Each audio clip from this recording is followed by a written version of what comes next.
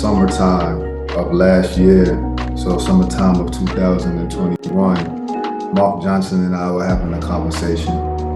And from that conversation, he said that the word on the street, that Amityville guys as a whole, they don't usually play after they're done. So this got me to thinking about things that have happened in the past and things that have not happened in the past. And one of them that I couldn't wrap my mind around actually being a part of or seeing was like an alumni game.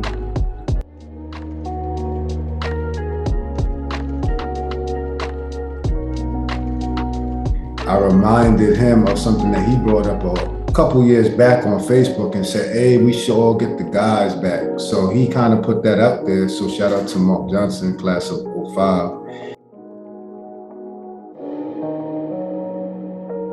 I talked to him, I said, there's actually an opportunity, and it's probably the perfect time off the back of the pandemic and just a lot of stuff going on in people's world, that we can maybe bring something positive to not just our community, but to each individual, and then maybe branch it out.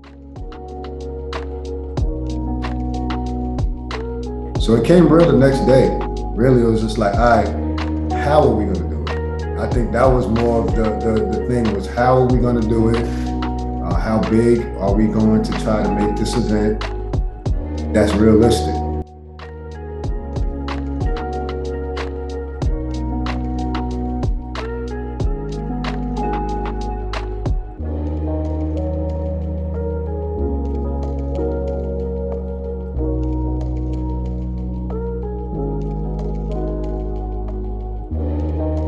So I think it was realistic from the jump, but then it was just like, what's the magnitude gonna be? Because when I usually get involved with something, especially at this stage of the game of my career, my age and, being my profession, if I'm gonna get involved with it, I want it to be done, appropriately.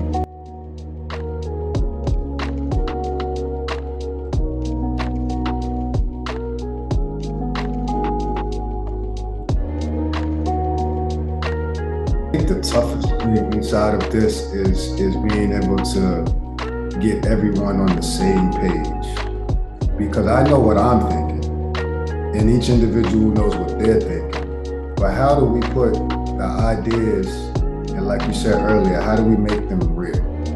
So the biggest thing was for me was to take my ideas, put it on paper, and then turn it into a real-time thing, which will end up being in April. So the hardest thing was getting everybody on the same page.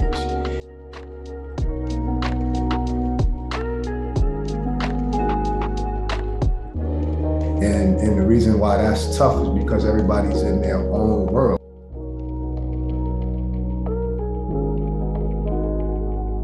Because it's the first of its kind.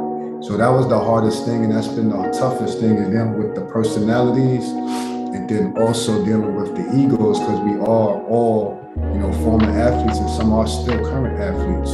So you still have that level of just trying to navigate through all of the personalities to communicate with them so we're all on one accord.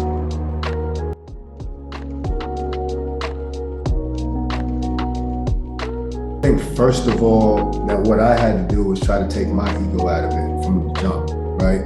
And not everybody may recognize that. They may say, hey, he's trying to get something out of it. And you know what I mean?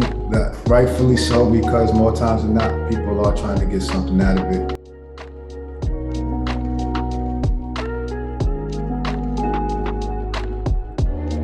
I think it's unrealistic for everybody to be happy with whatever role they are, because that's just kind of the nature of the game. So we need some things locked in ahead of time. It's not so much just you pull up and we're gonna hand you a shirt. You know what I mean? That's some things that our neighborhood is used to, where if I just show up, I'm going, we wanna have a couple of things that are established ahead of time, so it could be ran in a more professional way.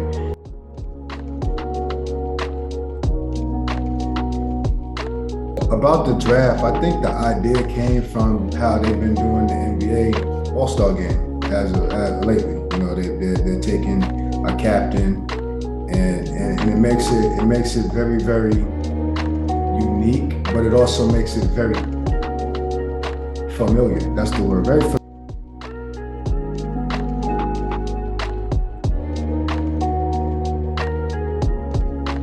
So I just felt like with us having a fair amount of players that are really, really good, but also it would give an extra layer to the event if we actually are able to pool everybody, create captains, and pick.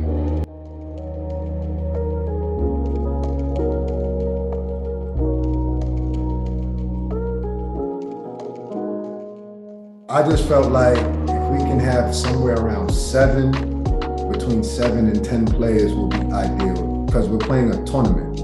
Most people just play a game where it's just one team versus another. We have 4 teams, so that means it's going to be at least 2 games.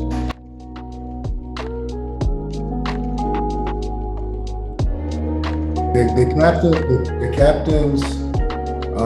captains were first of all just kind of a combination of things, a combination of status based on their resume, based on their impact in the neighborhood through their resume.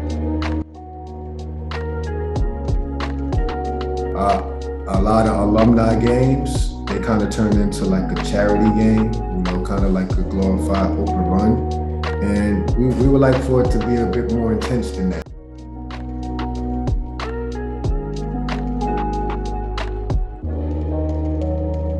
A range of 40 years of players out there getting it done and got out there playing, man. I think that's special to show that everybody that all these players walk the halls and they're keeping themselves in good enough shape to where they can get up and down. I picked my brother, PJ Smith. I call him Pop. So Pop had an amazing career. He had an amazing career. He was a part of a couple of state championship teams. He was a teammate, running mate with AJ Price. They made up one of the top backcourts in New York State. Of course, I feel very comfortable with him, and I know that he still plays and he wants to play at a high level. And I think that keeping that family tie was important. The game will be played at Amityville HS Gymnasium, and what makes it even more special is because we never had it, and the first one is going to be, kicked off in our new gym, which is almost double the size of our old gym, where we create a lot of memories in there. I feel very thankful that the Board of Ed signed off on it, seen the benefit and the beauty in this event. So it's gonna be at our school, right on our stomping ground, but in the new part. So we're gonna kick the door in the new gym.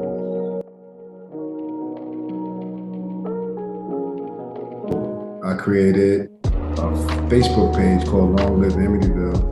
And on there, we've been just using that as a platform to spread as much love as possible, not just to the basketball players, but just to a lot of different people in the neighborhood or that are attached to the neighborhood. Just trying to expand the knowledge of the people that have come before us and show them love, especially for the ones that are still here with us. So I think that's going to be something that stays at the forefront.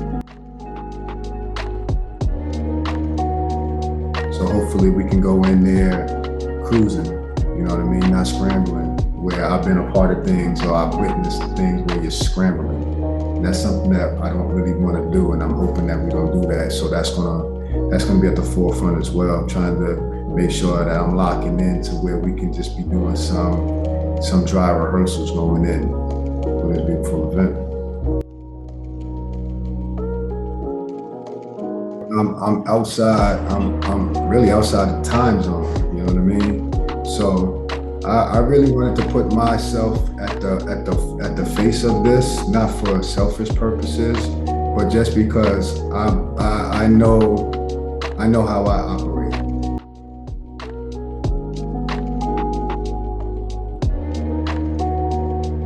Also, I got 2 young girls, you know what I mean? So I don't know how they're gonna deal with this new atmosphere, you know what I mean? So one of them was born during the pandemic, so she's not really used to being around a whole lot of people. So we're just trying to digest all that and see what's gonna be the best move for that. So yeah, I think that's one of the toughest things for me, is just finding the balance. You know what I mean? First of all, I'm here to represent the Most High. Second of all, I'm a family man, so I want to make sure that the family's staying locked in, and I'm not overstepping that. But then I'm also an entrepreneur and a small business owner. So just trying to find all those things and find the balance in that while having this monster event.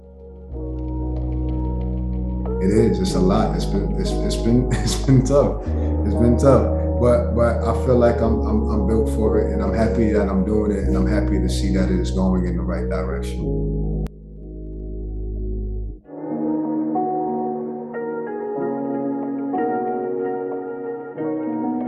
I think the first thing I want to do is stop and appreciate it and recognize that at right timing and putting the right people in the right situation, you know, you can have some pretty cool things happen.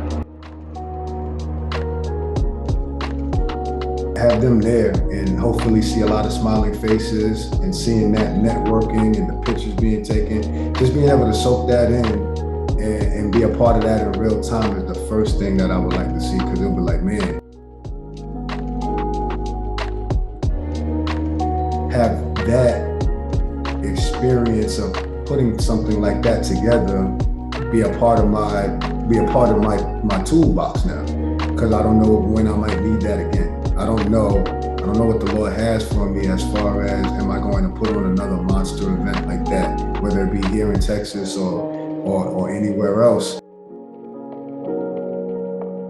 So I'm looking at that as something that will be very major for me. Just how does this all look when it's done? I mean, when it's there, and then when it's done, where do I take it?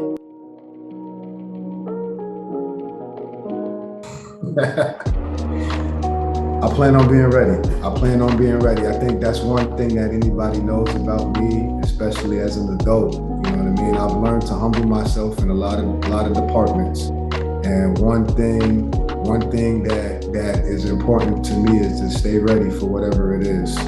So I'm at the forefront of this.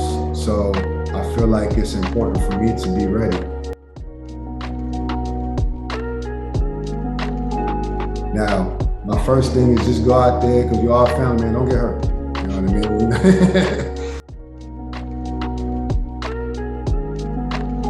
This event in a nutshell is unlike any other, because Amityville is a very special place, because it ties in every walk of life. It ties in a lot of success stories from a lot of different career paths. So we're putting all of these things on stage with one of the flagships of our school, the boys basketball program.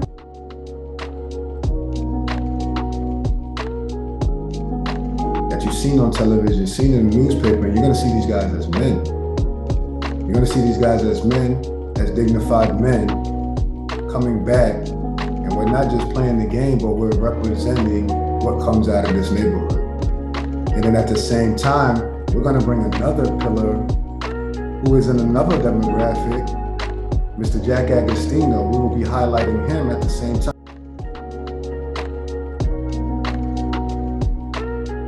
People coming up from the 70s and 80s. My dad is playing in the game. He's on my team, class of 1975. How amazing is that, to see somebody that was in the class of 75 getting up and down the court? Even if it's for one possession, there's a lot of people that was from the class of 75 that are not even here with us.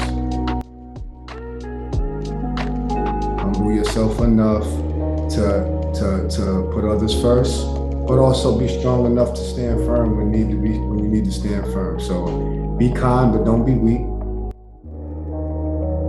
I'm running my own fitness facility in the DFW, which is the Dallas-Fort Worth area. So I'm in Mansfield. So I'm working with a lot of young athletes. So I'm trying to shape and mold them physically and mentally as well.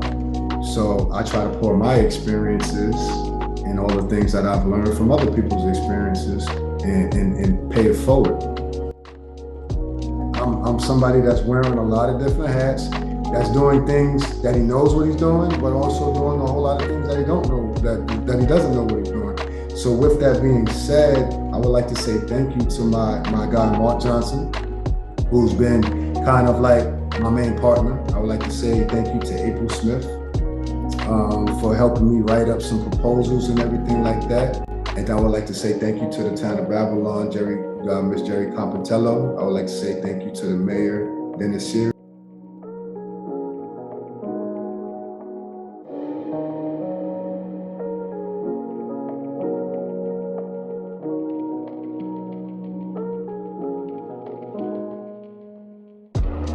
I want to say thank you to them as well. And then everybody else, the MCs, the DJs, I want to say thank you to everybody, the Board of Education, the venue, and everybody else that's going to play a part in it. I welcome the pushback as long as I'm staying in alignment with the Lord. I feel like this thing will go the way that it needs to go. So I take it. I feel like that's part of my assignment right now, so I take ownership.